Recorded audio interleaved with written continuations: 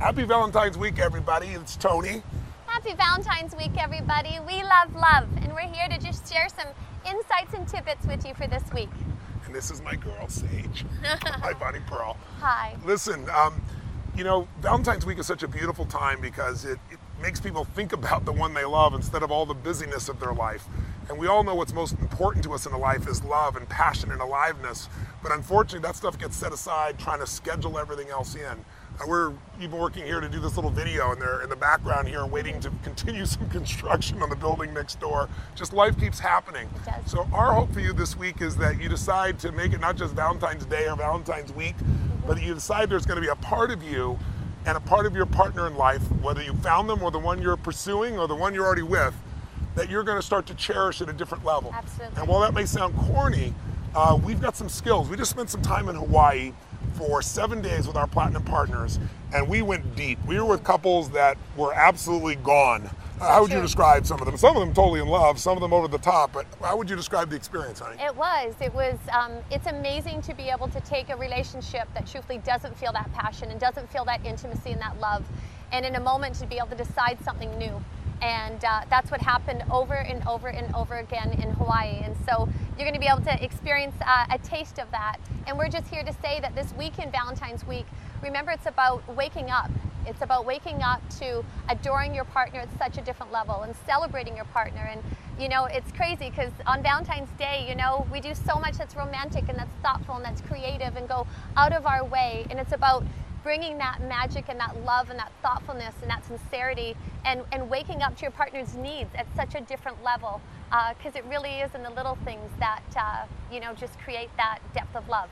It's also just deciding to set a stake in the ground, Yes. a standard for going forward, that this is not just Valentine's Day, but your life. Absolutely. People get what they accept. People get what they tolerate in themselves and in each other. And most people in a relationship are thinking about what they're going to tolerate in the other person. But in our relationship, I think the beauty and the passion and all the juice that I've gotten experience in our relationship with my girl is because I hold myself to a higher standard than she could ever expect of me.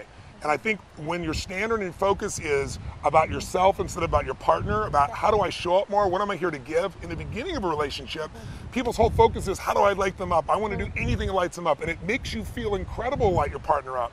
And a relationship is aging, not based on years, but based on when you could be with somebody a week, but if you start thinking about, well, what are they doing for me? And I'm doing it all, and you start measuring what you're giving instead of just giving from your heart and your soul, things drop off. So maybe this week is a chance for you to really create some relationship breakthroughs. And we think that takes three things, any kind of breakthrough.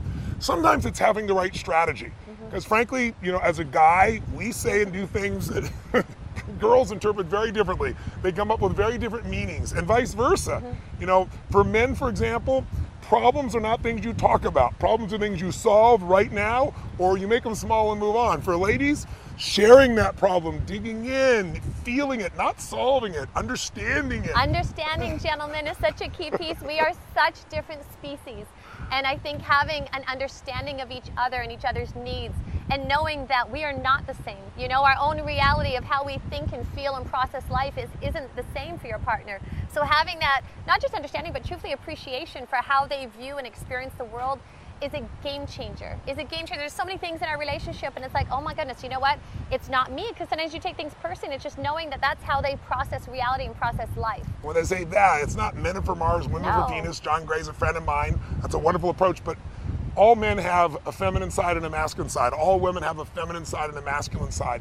It's really just understanding how this species, they're different species, interpret the world. And if you don't understand the strategy of how to interpret that, you'll be upset or angry or frustrated. So perhaps this week, you'll be able to dig in and get some new understandings that'll take some of the weight off and make you laugh at stuff that you used to get upset about. It's one thing to have strategies to know how to fix things, but oftentimes you don't apply what you know because you got a story about your relationship, a story about your partner. They don't really care. You've got frustrations or pains or disappointments that got interpreted in the past, and now you're generalizing about your partner. And whenever we generalize about anybody, we do them a disservice and ourselves as well.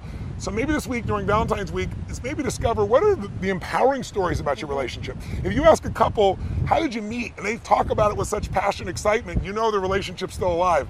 If they go, yeah, we met, this is what happened and we bumped into each other, there's no energy for it, even the story of how you met affects you. It does. So part of this week you might want to take a look at the stories that you tell about your partner to yourself, to your friends, to your partner, because we start to believe our stories. And I always tell people, you want to change your life, change your story. Divorce the story of how your partner's not enough, or you'll never find the partner you want if you're single, or the good ones are gone. Whatever's stopping you from getting what you want in a relationship, there's a story about it. If you can uncover it, you can get rid of it. Divorce your story and marry the truth. The truth is always something that will empower you much more.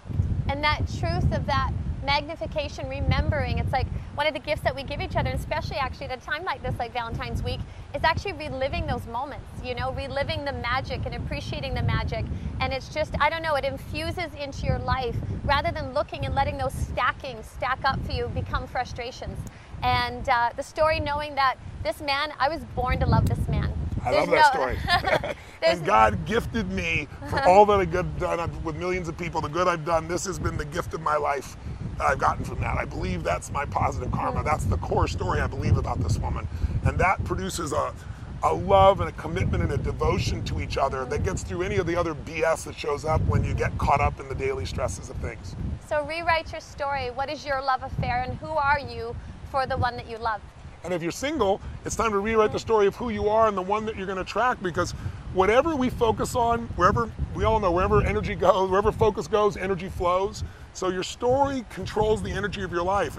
If you think all the good ones are gone, it's self-fulfilling. You know, if you're overweight and you aren't losing weight, the strategies are there, but you're not doing it because you go, I've tried everything. You haven't tried everything, not all the good ones are gone, and your partner who's right with you, if there was ever a passion, that passion can be brought back to life with the right strategies, but first you got to have the story that says it can. The last one real fast and we'll go is, the most important part of a relationship is the state you're in. We always call it the state of the union. You know, what's the state of the union? If two people, independent of each other, are in peak states about things in their business, their life, their career, and they meet together, it's a great relationship. If they're both in kind of a so-so state, eventually the relationship's so-so. If they're both in a crappy state, pretty soon it's a crappy relationship. What people want is when we meet somebody, we get attracted to them because they change our state, they change the way we feel, and we get excited and want to be with them. Are you putting yourself in a state when you're with the partner in your life or the person you want to attract? Are you really in the state that would make them want to be with you like they would be in the beginning? You know, most people are noticing what the other person isn't doing, but the most important thing is you're going to interpret your partner in really negative ways when you're in a lousy state. You ever been mad at somebody about something and you found out later on you were wrong? It was just the state you're in. So we have so many tools for changing state, and we work at it. We do, and I'm giggling about this one because state, my husband always says I'm the most loving human being on the planet until I don't eat, then he calls me Godzilla. So from from a state perspective, be aware, sometimes truthfully, we will, even if there's a stacking or we have a frustration, we will literally, it's like, you know what, we need to change our state. We'll go drink some water, we'll eat something, just taking a breath from what's happening in that moment, so it allows your physiology to change, so you're not like bringing that to the table in that moment, because that can just cause, if you're both frustrated and those two frustrations are just going together, it's like literally, I mean, we will, physically just, it's like, let's do something physical. We'll jump in the pool. It sounds crazy, but it actually, like, you know, you come out and you feel different, and feeling different, your physiology, you experience a different reality. When you're stuck in a relationship, you're stuck because you're stuck in a state. People get stuck in the future, or the future's not the way they want it to be in their head, or something had happened in the past. The best thing is to change something in the present. Physically change it, drink some water, have something to eat, jump in the river, do whatever you got to do, because in the right state, you and I both know if there's any love there, you will transform and come back and solve the problem. But in the wrong state, good people, the right people in the wrong state will mess up the relationship. So if you want to have a breakthrough, this week, look at some of the strategies for understanding, appreciating, and changing. Look at what triggers you to feel attracted, because this week's not just about love, it's love and passion. Because if all you have is love, you have a friendship. Nothing wrong with that. But if you have an intimate relationship, then there's passion there. So what are the strategies to trigger that? The masculine and feminine energy, the dance of it. Take a look at some of those this week. Take a look at this week as your own story. Take a look at your state. And we're going to introduce some little videos this week for you. It's just our gift to you. And then at some point, there'll be an offering for you to continue your education with us. We have our Ultimate Relationship Program, and they'll have some kind of special offer for you. And that's, if you want to continue this journey with us and really expand things, please take advantage of that. But the first thing we want to do the next day or two, maybe they'll put it on this video, I don't know how they'll do it, is what we call the 8 to be great, which is, what are the laws of love and lust? They're different, love and passion. What makes you love somebody doesn't always make you excited by them. Sometimes you just want to snuggle. What makes you excited doesn't always bring out love. How do you trigger both of these in the same relationship? And ignite that. Yes. Ignite that passion, ignite that love, ignite that attraction. It can turn on in an instant. And that's what we really share. You know, for us, we are each other's best friends. I mean, there's literally, we share everything together. And yet, to have that and to have that intimacy alive, to have that and to have that level of attraction, that's where it's a game changer. It's a game changer of a level of love and excitement and anticipation to really share your life together. And fun. And fun. Like we can call each other Godzilla and we just roll with it. Godzilla. Me. I'm never intense. What are you talking about? He's a cupcake. Anyway, I'm a total cupcake. Happy Valentine's Week. Yes. We hope you enjoy some of the stuff we're sending you. We hope it's helpful for you. We know it will be if you take the time, and hopefully we'll get a chance to meet you in person someday at an event, or hear the story of how you've changed your life and changed your relationship. Either created the one you really want or taken the one that you're in to a new level. God bless to you. Happy Valentine's Day.